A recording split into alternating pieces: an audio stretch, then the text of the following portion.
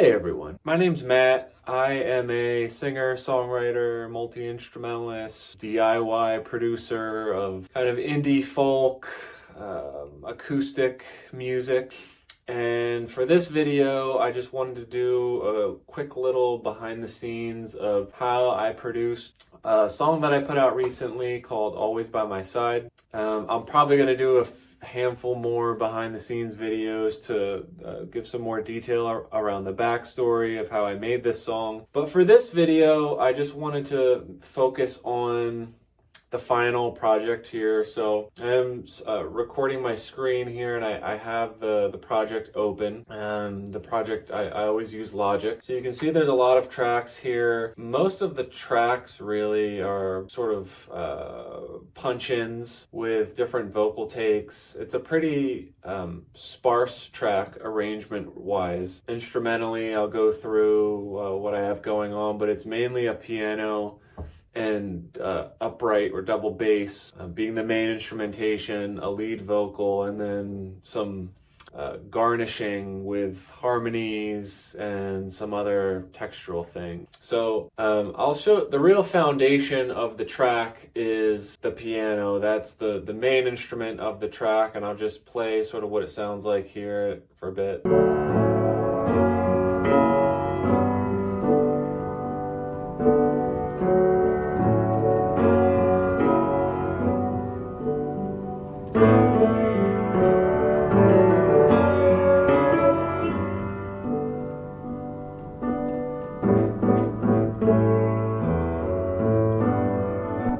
So that's downstairs. I've got an upright piano. I think it's from like the early 1900s.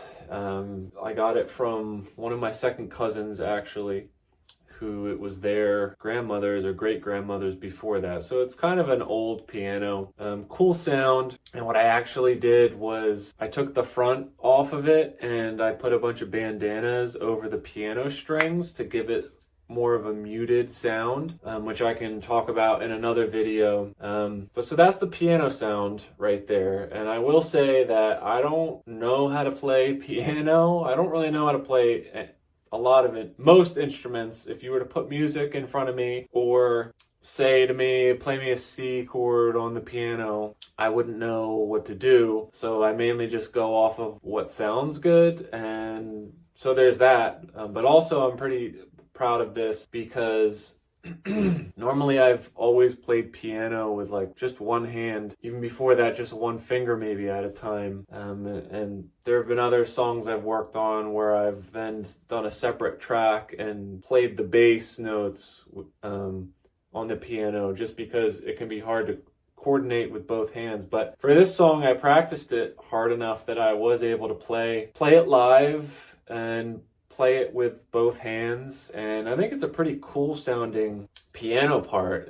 It kind of sounds like the chord voicings that I kind of discovered remind me a lot of Imagine by John Lennon. I think it's the chorus of Imagine where they kind of sound similar to this, but I'll just play another snippet here of what I'm talking about.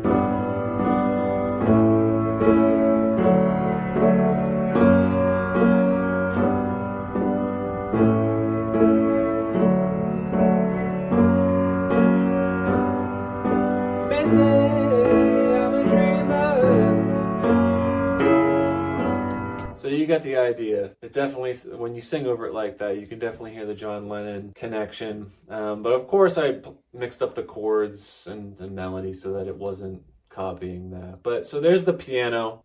That's where it started with. And then next to that, I mentioned we have the upright bass. So upright bass, stringed instruments in general are something I'm kind of learning how to play. I recently got a cello, not even a year ago. And so that's been interesting to learn because obviously it's fretless and it's played with a bow. You can see behind me I have tons of stringed instruments, stringed fretted instruments, banjo, mandolin, all kinds of guitars, but the cello is a little bit different for those reasons that it's bowed and it's fretless. So that's really hard for me to play straight through on a track, and particularly double bass. It's such a big instrument. So actually, my friend John, who I've known for years, and who's a really good bass player, came over and played the double bass. And so you can hear that a little bit of that right now that I'll go and play for you.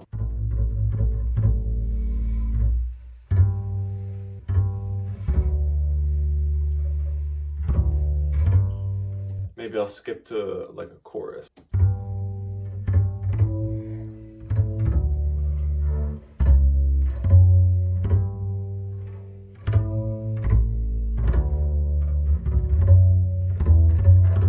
So we got that cool sound. It's I think you call it pits when you're sort of playing it with your fingers. And I think over here he plays with the bow, or arco as they say. Yeah.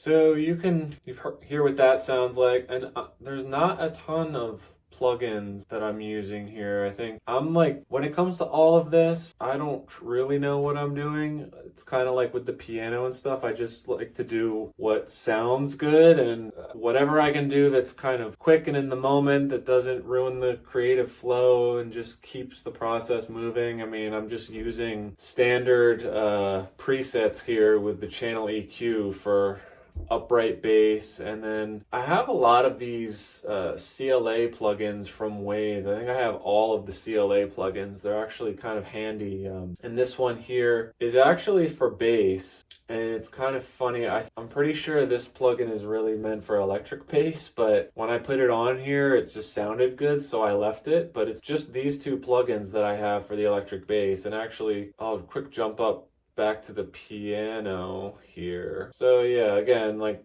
warm piano, some random piano preset for the EQ, and then this another CLA plugin that gives it kind of like a little bit of a reverby kind of sound, because as I'll show sometime later, it's kind of a larger, medium-sized room downstairs, and I just have a Coles, a Coles 4038, which is like that classic ribbon microphone. I just have that microphone on a big boom stand, and it's actually, the piano is right next to my drum kit. So the Coles mic is normally a mono overhead mic for the drums, but whenever I record piano, it's close enough to the drums that I just grab the boom on the Coles ribbon mic and sort of point it right over my shoulder at the piano. It's just easy, instead of having a bunch of cables and interfaces around. And so yeah, so it's got a nice room sound to it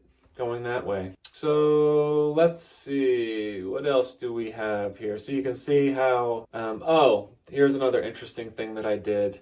I think I picked this up off of listening to, so Imagine by John Lennon was one song that inspired this, and then Falling by Harry Styles was another one. Both are kind of like softer piano-driven ballads, if you will. And so you can see on the screen here, I actually have 3 different tracks for the piano, for the upright piano. And when I recorded the piano, it was all done in one take.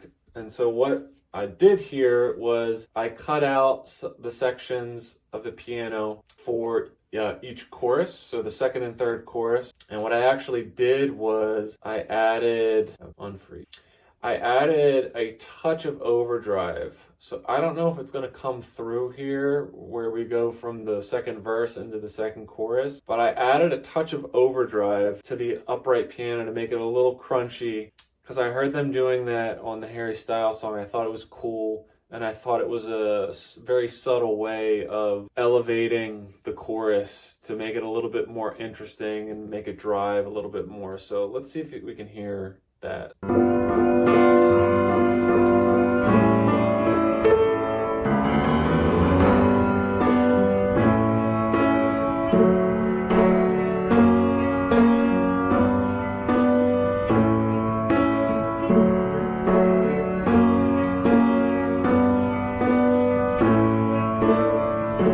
So I don't know if that's coming through for you guys, but I can definitely hear that overdrive. It's the most subtle crunchiness to the sound, but it's definitely there, and you're not really going to notice it when everything else is layered in, but I thought it was a nice touch. And then, I don't know, what did I do here? Oh, okay. So you also notice I have the bridge section that I cut up and made its own track. And looks like I automated the reverb here. So there's a lot of automation in this track, actually.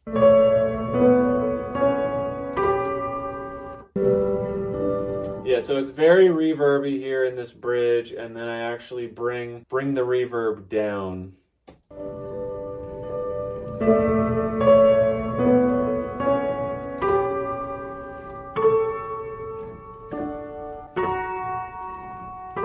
So when the reverb's all the way down, that is just the dry room microphone. So there is a little bit of natural reverb in that room, but it is super dry. And we're kind of jumping through different points of the song here, but the reason that I did that was because during the bridge, I'll just unsolo everything. So there's a break in the bridge where I do all kinds of like oohs with the vocals, and everything cuts out, and I make both the vocals and the piano super, super reverby. So we'll hear it in a second here.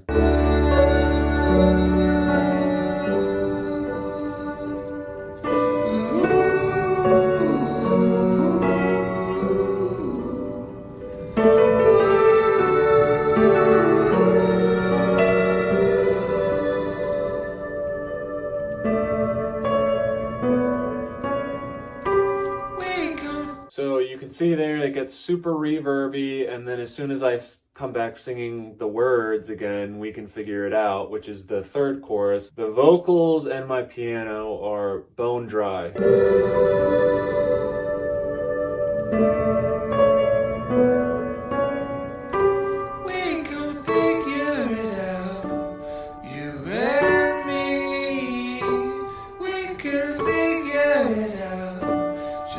And so it's I bring it all down bone dry there, and then right before the chorus explodes, that's when I bring all the reverb and the delays back and everything. So we'll hear that right now. Just wait and see. So you can kind of hear that delay kick in, but again, it's all just super subtle touches to make the song more dramatic and more interesting to listen to. So let's see, what else do I have to share here? So we'll talk about some more of the instruments. So I mentioned how it's mainly the piano and the upright bass driving the instrumentation for the song, but we also have a Stratocaster electric guitar, as well as a lap steel. And so the electric guitar, you probably wouldn't even know it's on this track because of how much it just blends in under the piano, which is what I was intending. I'm really just playing chords and swelling the volume in with a volume pedal. So you can hear it right now.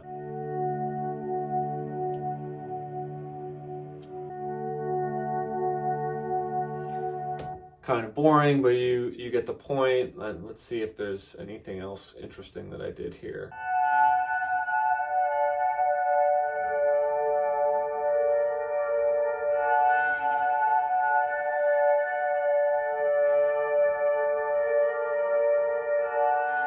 So that's during the chorus. Maybe put it with the piano.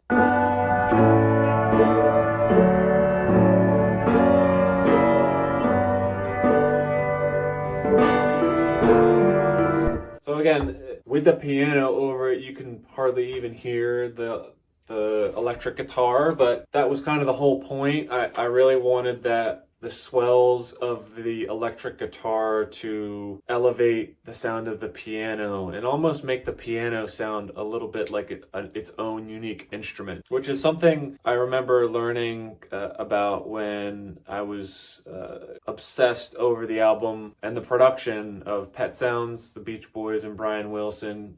Brian Wilson talked a lot about recording multiple instruments together in combinations that sort of made them otherworldly and gave you these really unique sounds that, of course, you can't get with just one instrument by itself. So yeah.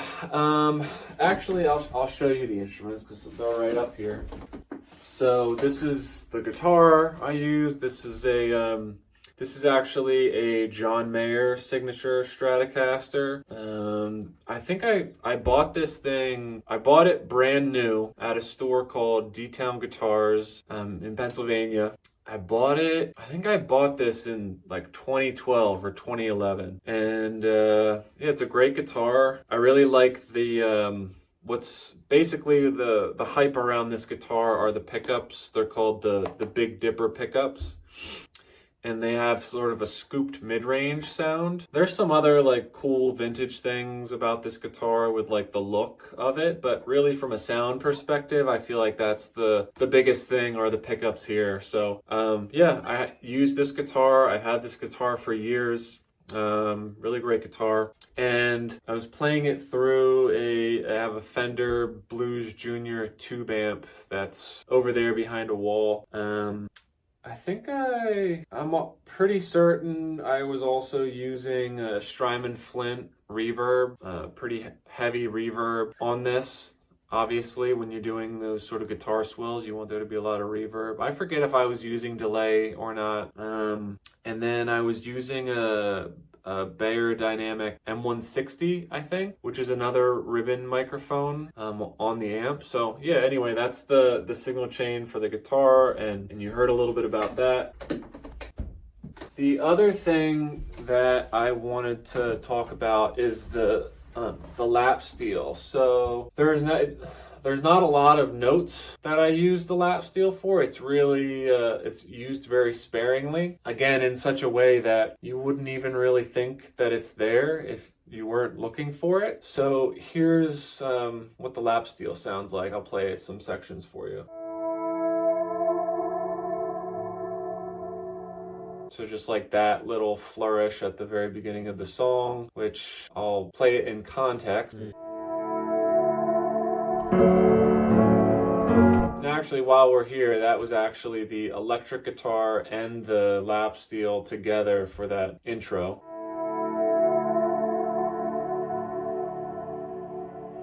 And then what else do we got here? I didn't play.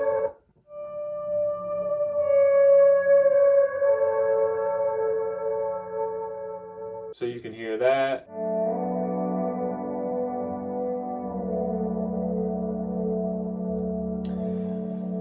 So I say it's a lap steel, which it is, but some people might have heard what I just played and been like, wait a minute, that doesn't sound like a lap steel, that sounds like a pedal steel. Let me explain.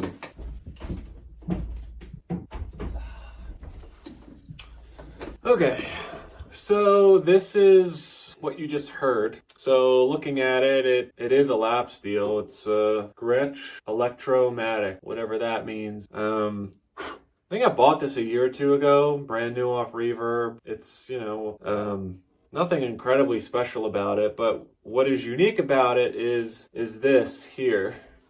This thing. This is not the original bridge that was on this instrument. This is, I think it's Duesenberg is the name. Duesenberg makes guitars. That's probably where you've heard about them the most. But they make this bridge, and I forget what the name of this bridge is called. They also do make lap steels with this bridge and other things, but this was like $500, whereas their lap steels are like $3,000 or something like that. So it was kind of a no-brainer. I saw a bunch of YouTube videos where people took this specific lap steel and converted it with this bridge. So for anyone who doesn't know how to play a lap steel, of course you put it on your lap or on a table or surface, and you don't fret anything.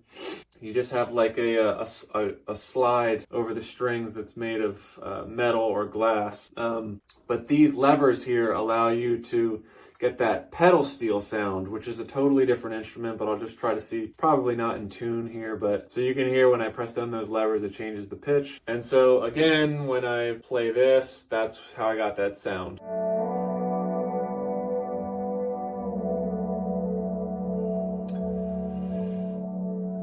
So there you go with that. And then, you know, like over the chorus of just doing this with it.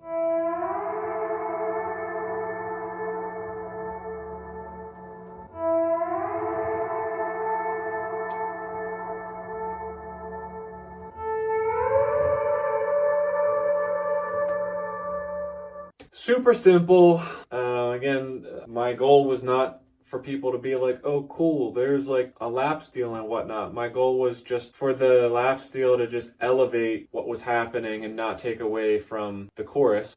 We can figure it out, you and me. We can So there's that. And funny thing about sort of that part that I was playing with the lap steel, it wasn't until after I recorded this and finished the song that Liam Payne from One Direction passed away, which was super sad. But of course, I was listening to a lot of One Direction after that, and I think it's the song Night Changes. One of the last choruses of the song has that in it. And I'm not going to try to play the song because I don't want to get it flagged by copyright, but listen to the last chorus in Night Changes by One Direction, and it has, I think it's probably a lap steel, or it could just be an electric guitar that they're playing with a slide, but they just have, they have that little slide up. Here it is on the last chorus of my song. Just wait and see that it's hard to find. In case you didn't hear it, again.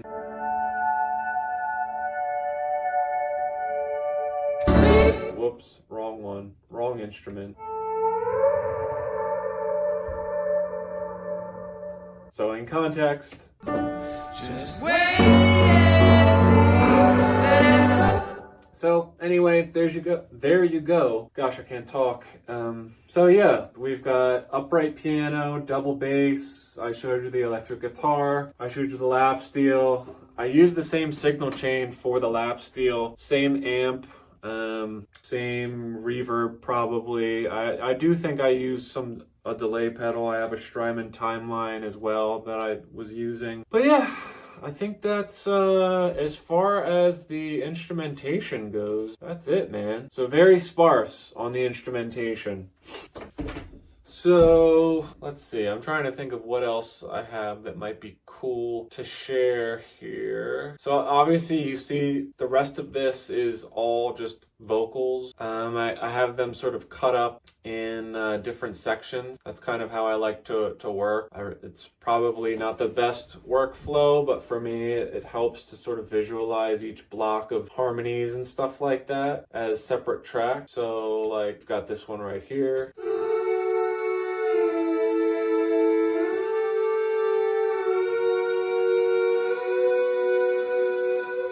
So in context again.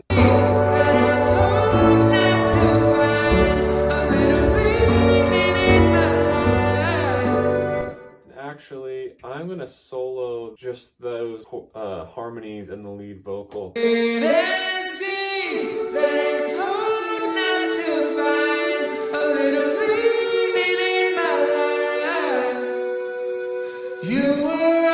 So there you go. Again, I know this is so bad the way to do this. I'm using so much unnecessary processing power with just duplicating tracks and having all of these plugins on each individual track, but whatever. That's just how I work, and fortunately for me, the track was sparse enough that I could get away with doing this, and it didn't create any issues. But you can see I've got CLA vocals again. Actually, the way I found out about the CLA stuff was from a Tape Notes podcast with, so the 1975 was on there. They've been on there, I think, at least twice now. And person I really look up to is George Daniel, who produces pretty much all of the 1975 stuff. And I think the question that they asked him on the podcast was, what is one plugin that you couldn't live without? And he said it was the CLA vocals here. And I have to agree, it's a really great plugin. The presets are great for just picking one and putting it on a vocal, and makes it sound really good so that you can just start tracking stuff and you don't have to fiddle around with other things trying to get it to sound good. So in this case, there's a preset called Instant Karma, which, basically like a John Lennon thing going on with the slap back delay and all sorts of things. So of course I'm using that on this song, right? I've got some EQ on there. Again, with all of these things, I'll just use EQ presets, and then sometimes I will like drag a certain frequency around or up or down if there's something that's sort of rubbing the wrong way in the mix. If it's a vocal, or like a lot of times if I'm playing an electric guitar or something, there'll be a little hum at a certain frequency, so I'll get rid of it that way. And then of course a little bit of auto tune, and then this other plugin, Silk Vocals, a lot of Waves plugins. I mean, they're convenient, they sound good. So that was the signal chain for the harmonies in this case, but I'm pretty sure I used it for just about all of the vocal track. Let's see, this is the bridge harmonies.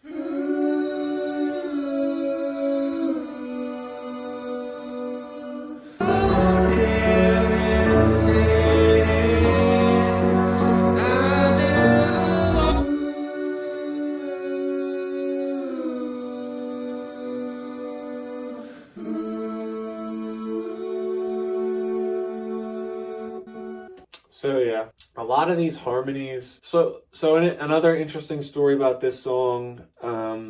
So I wrote it very shortly after me and my wife had our first child, a little girl. So you could say that she was the inspiration behind this song. But of course, when you have a newborn, there's not a lot of free time. But of course, I just came up with this song. I was all excited about it and I wanted to work on it. So what I ended up doing to be able to find the time was I would get up at like 5 a.m. and then I would just come here into the studio to work for an hour, maybe 2 hours if I was lucky, where I could have some heads down time to focus on things. So obviously that can be constraining as an artist, but freeing in other ways, because you only have so much time to do something. So it's like whatever we do is gonna have to be good enough. And a lot of these harmonies just were me in the early morning, half asleep, just having had my coffee, just kind of searching for melodies to layer over. So I think the harmonies on this are pretty cool sounding. And I think a lot of it has to do with that it was in the early morning. I was kind of just in the zone, but also very sleepy. So yeah, trying to see what else might we have to share here. Okay, that was just a little thing there. This is this little Paul McCartney, I think the song's Maybe I'm Amazed. He does that little piano thing where it's like ba ba ba ba ba ba ba. Maybe I'm amazed at the way. This was basically my interpretation of that. The birds are waking us up in our dreams. So yeah, you hear that piano there. And I guess the one last thing I have to share with the background vocals. So again, all of this is with trying to be subtle with everything here. So like on the first chorus, what did I do here? We can figure it out, you and me. So the first chorus, I am just doubling, tripling, I guess, the lead vocal. We can figure it out, just wait and see. just to give it more volume and to project a little more.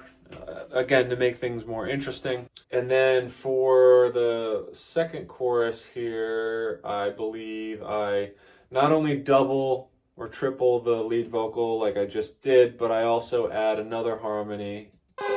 We can figure it out, you and me. We can figure it out, just wait and see. You and me, we can figure it out, just wait and see. Those early morning harmonies, man. Really proud of the harmonies on this one. And yeah, you can see there's all kinds of automation here. I think a lot of it was just kind of turning the volume down when there were some moments where I was a little too breathy around the mic and it was distracting from the song.